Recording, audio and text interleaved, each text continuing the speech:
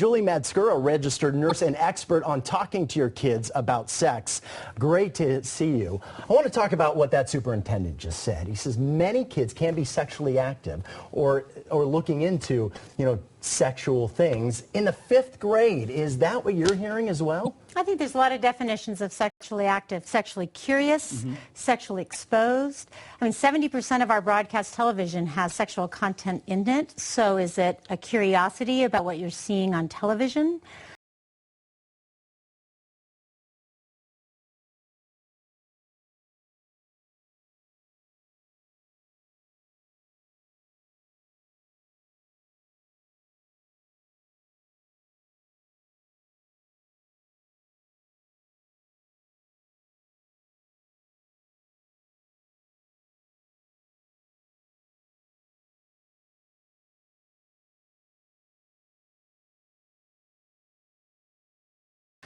Sexual activity could mean as simple as holding hands or calling yourself dating to some people.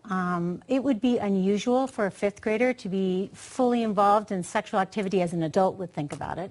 It could happen. Let's talk about this case out of Lewis County. We weren't there, so we don't know exactly what was said, but you're saying the questions were appropriate, but the answers really need to be age appropriate. Talk about that. Sure. We can't control the questions that come because they come out of curiosity or exposures or conversations you may have had on a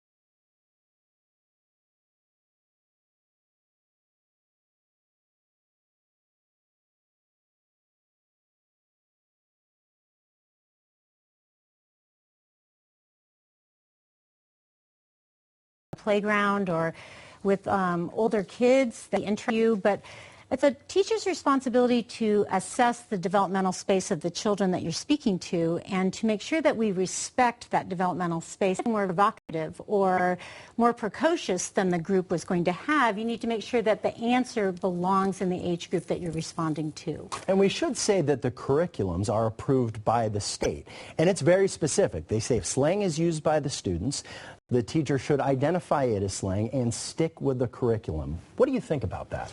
Well, slang is a common way that kids feel comfortable talking about things, and we use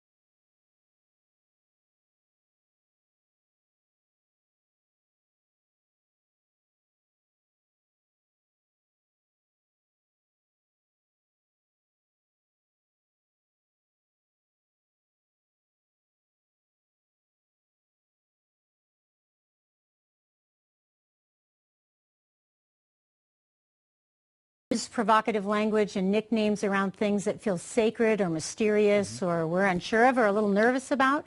Rarely do we create a slang word about something innocuous like a chair or a pencil, but it's often around things that have importance to people or they feel a little nervous about. So it'd be completely typical for a child to use a slang term in the question, and then it's an opportunity for the teacher to use that moment to say that would be a nickname or a slang term used for something bigger or more important, and then either redirect the question or answer the question in terms of the real words. There's an opportunity here, again, not knowing how this played out in that classroom. I can imagine that that teacher had an opportunity or an invitation to help clarify for the students what might be happening with that slang term. The state requires some form of sex ed starting in the 4th grade. What do you think? Is that too young, or should we be starting sooner with kids? I think sex and sexuality is at its very best using